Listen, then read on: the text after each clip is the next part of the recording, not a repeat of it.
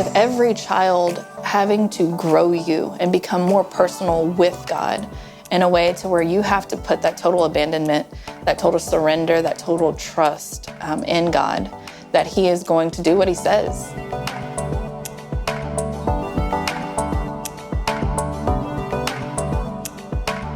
I'm here. I love spending time with my family because they're fun and exciting.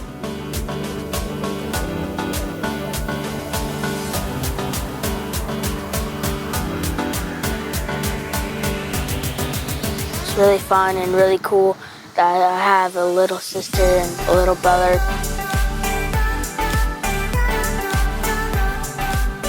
I think my faith has come a long way and over the years. What I love about my brothers and sisters is I get to spend time with them. They always get all the stuff that we want.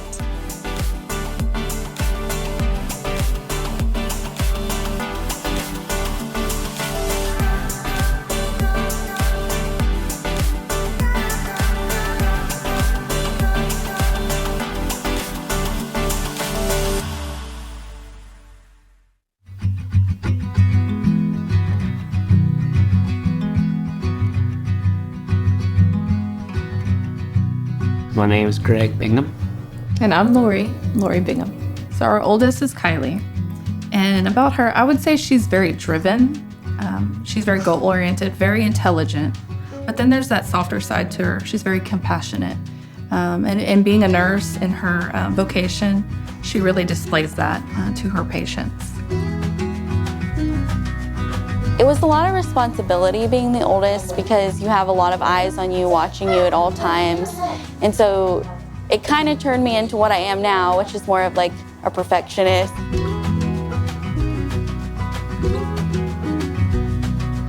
And then there's Taylor, and I think she possesses a lot of the same qualities. I think what's about all of our children is they all have a great love for their brothers and sisters. You know, especially our older ones, Kylie and Taylor, they're kind of the mother hens, and you know, Taylor will take them to spend the night with her and things like that. And so, you know, she's very driven as well, but very strong in her faith and is very musically talented. And so when I would come back from college or when I graduated, I really did start to see the blessing in it, because being one of the oldest, really, when I would come home, I would see the excitement on the younger ones' faces for me to come.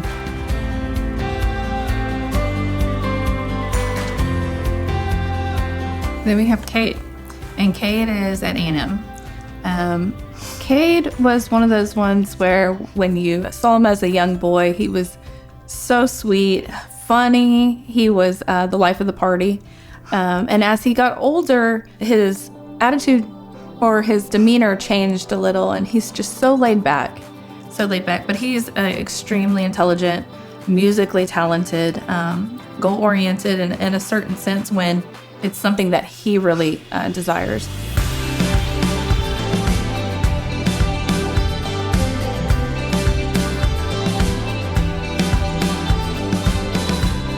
Then we have Drew, and he's a sophomore in high school, and he is very talented. He plays football and track and has played baseball in the past. And you know, and growing up, he was kind of always my right-hand man. He was you know, loved to hunt and fish, and you know, and he still does. But as he got in high school, kind of.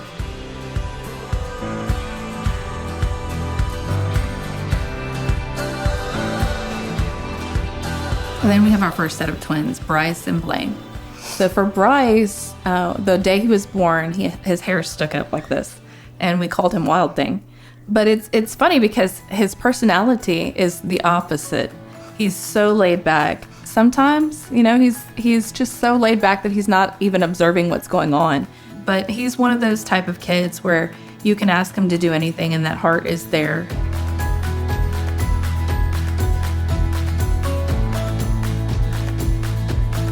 Yeah, Blaine is all go 100% of the time. Lori's brother-in-law Trey calls him 110 because he's always doing everything 110%.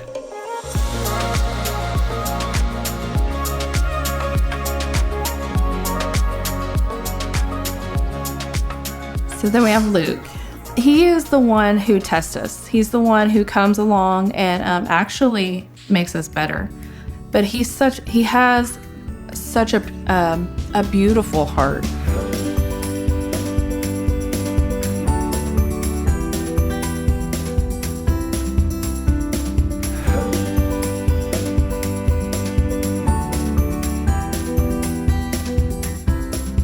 Then we have Marin and Major, the second set of twins. And Marin was the firstborn. She is the most sensitive out of all of our children. You just look at her and she will melt.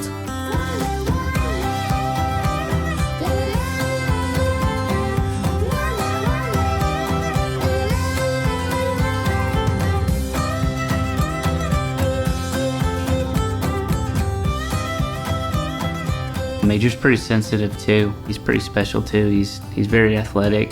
They're helping each other out. And so differences, Marin loves decorating. She loves cooking. She loves to be involved. Major will take the step back and he'll kind of watch over her.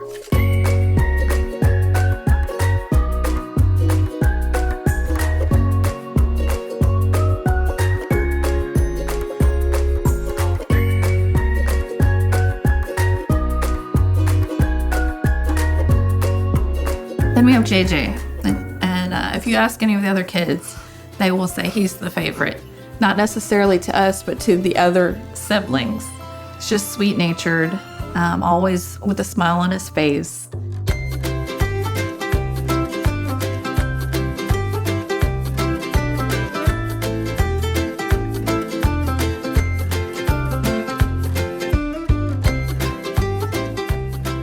And then Jordan being the baby, that's exactly, what she is. She runs the household a lot of times, and so she definitely has my heart as being the baby girl. And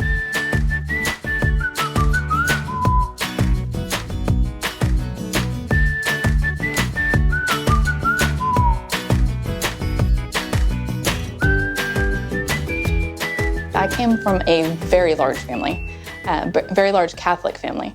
I was the oldest of 46 grandchildren.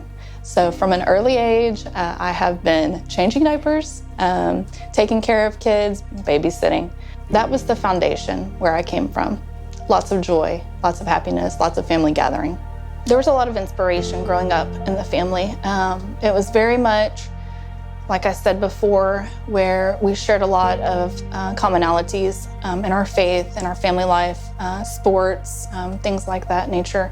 But I went through a time where honestly, I had my own plans. I had decided that I wanted to be a doctor and that at the most 2 children. And I kind of had my goal, and that was it. And so I started out life in that way. And then meeting my husband, now husband, in high school. We met in high school. And so when you're at that mindset, you're looking towards things that maybe you have in common. I was very much attracted to him. We played sports. And again, I was in that mindset of doing my own will. I really did not think about what God may had wanted for me at the time. And so we immediately, I think a mutual friend set us up, went to him and said, hey, I know someone who likes you, and same to me. And so next thing I knew, we were dating. And so we quickly, had to learn each other in a way to where it was like, okay, I can see this happening. He was my first boyfriend. Well, like I said it earlier in interviews, my wife and I have known each other for many, many years, and so she is beautiful, and so that is obviously, when you're a young man, that's kind of the first thing you look at, right? And so, but I always knew that I wanted to marry Lori, even when I was, when I was young and we were dating, I always knew that I wanted to marry her. Greg is a very hard worker. That is one of the things that attracted to me at the very beginning, is I saw his work ethic when it came time to his football. He was the one who was there working out beyond what the coaches, expected of him. And I admired that. That was something that I didn't necessarily have on my own. And so that translates into our family. He is an extremely hard worker. He's always provided for us in a way, financially for sure, even through the struggles of having 11 children and not necessarily knowing where that next dime was going to come from. And then with me coming home, I had mentioned I was pre-med and I had planned on being a doctor. But in the course of having children, I realized my calling to be here in the home, and he was supportive of that. He stepped up to the plate knowing that we would have had a second income. And but now, he's the sole provider. In other ways in the home, with my homeschooling, even though he's part of the school system, he knows that it's important to me, and I think it's important to him that the children get their Catholic upbringing, especially in today's world. So he's a quiet man. Sometimes I call him the vault because there's things that I have to pull out of him, but he is supportive in his actions. He's supportive in, behind closed doors in a way to where I know that he has my back. So we just shared a lot of the same interests, growing up. We all had kind of the same friends, and we all were, grew up playing sports, and, we were all very athletic, and those were kind of our circles. So, we kind of shared the same passions and interests, and so that was, kind of the initial, interest in her as a girlfriend and as a wife, and then just learning, just as I started to even dating, just starting to be a part of her family, going over to, there was always somebody cooking dinner, it was her grandpa or her dad, and they were all over there, and we'd always eat, and then I'd go home and eat whatever my mom cooked, as well, and because I could eat a lot when I was younger, but, and so just kind of, being a part of that family as well, was always something that I was drawn to.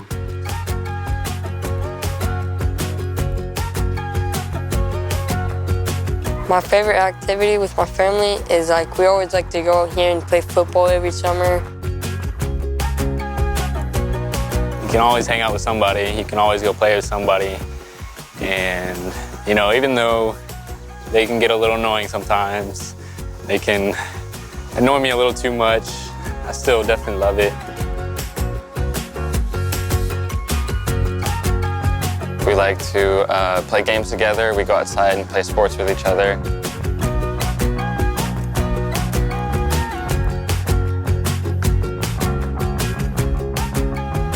Like I said, I'm always doing something with our kids, whether we're hunting or we're fishing or, doing things. And so, like I've said, sports was a big part of our life growing up. And in the first part of my career, I was a coach and a teacher. And so that's just kind of part of who I am. And it's not so much about the sports as it's just more about just being, a part of my children, whatever they're doing, and so I've coached many of the different kids in flag football, baseball, and those type of things. And so, those are their interests too. So being able to be involved in that. And so, yes, I do enjoy it. I really do. And it's not just about my kids, it's about the other kids as well. And just being able to be a good role model for other kids. And, I'd rather be out there doing something than be a spectator. And so, just being a part of my kids and trying to be a good leader and role model for them and for other youth as well is why I do it. So prayer life has changed tremendously. From the very get-go, growing up in a big family, knowing our prayers, our formal prayers and things of that sort, we're always there. And I always had a personal relationship with Jesus. But something about when you have a child, it just is this cycle of more and more and more children, and it's such a joy. But that relationship with the Father and the relationship with Jesus and the Holy Spirit become, and the Blessed Mother, become more united. They become united in a way to where you have to surrender, knowing that, during my pregnancies, I get very, very, very sick. And so there's a lot of times where I'll be in the bed and community members, will have to step in. I've had people mowing my grass. I've had people coming into the home and cleaning the home. And it's a humiliation, but at the same time, it grew me. And I saw God working through these people. It became life to me. God was working through these individuals. So being able to see that and being able to see how my reliance and my trust has had to grow to a point to where I really, every morning, wake up doing the prevenient act in the divine will, being able to desire to be fused with God to where my tongue becomes his tongue. My thoughts become his thoughts, my words become his words, actions become his actions. And so I would say he's growing me. There's still a lot of work to be done, but it has come from a very immature state of the way you see God into a very tight relationship with him. I was always open to children, but in my mind, my juvenile mind, I'm thinking I can limit, how many children I'm going to have. So I can't say I was totally open to this many children at the beginnings. But as I began to have children, and I was in college at the time, I was pre-med and I was taking a chemistry class. And one of the assignments we had was to do a research paper and a presentation based on a certain chemical. And so for me, I actually chose one of the chemicals that was in the birth control pill. And so when I went into the research of it all, I realized what it was that was and why God is so good, that he is not only protecting the unborn, but also the mother's health, because it's so detrimental to the health. And there were things in there that I realized, I was like, man, it's not just about preventing life, it's actually, killing life. And so from that point on, it was like, that's it, And so I had told my husband, I said, I understand the stresses of being able to have more and more children, especially when we're both in college. But let's take this NFP. Let's take this natural family planning class to try to get a little better understanding as to, what the church teaches on it. And so we went, and me being a biology major, I'm loving it. Like, I'm loving every aspect of it. Him, not so much, but he understood. He understood what it was. And so from that point, I think it was the turning point in his life. It was like, okay, this is what the church teaches, and so we're going to do the best that we can. He knew that he would soon be dead. He said, did you forget me, Father, did you? They nailed him to a wooden cross. Soon all the world would feel the loss of Christ the King before his hallelujah. Hallelujah. Hallelujah. I think my faith has come a long way, and over the years, I still struggle too at times, but our church family has been huge. One of the big things about our family at St. John's is just so many good people, and we do a lot of things together. We serve on different retreats, Acts retreats, and do different things for the church. And like we had today, we had the crawfish boil. We're trying to raise money to do some renovation for the church. And so I think that's a big part of our life.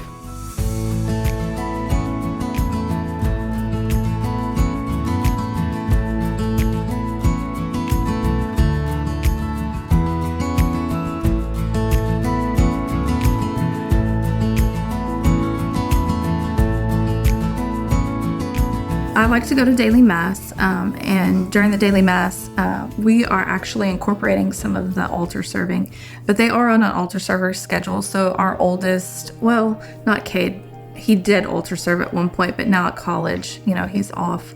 But the 5 that remain in the home, they're still altar serving. And then my older girls, they've incorporated their faith life in their own job situation to where they've invited people from their jobs into different churches. They sing, they've sung in the choir, play guitar, play instrument at the church. But then also Marin, a younger one, she had been tugging at me and asking, I want to be part of the church life. I want to do something. And so what we found for her and the youngest, Jordan, is that we're part of the decorating team. And so that's one of the things that she's gotten involved in just recently, and she loves it.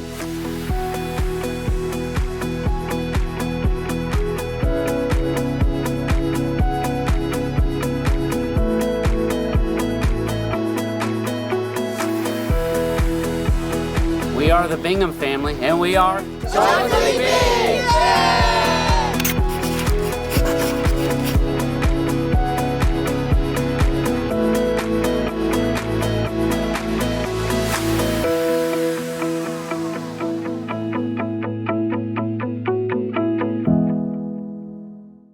Problems, worries, sadness. Are you seeking solutions? Bible says, do not be anxious about anything. Instead, pray about everything. Choose faith over fear.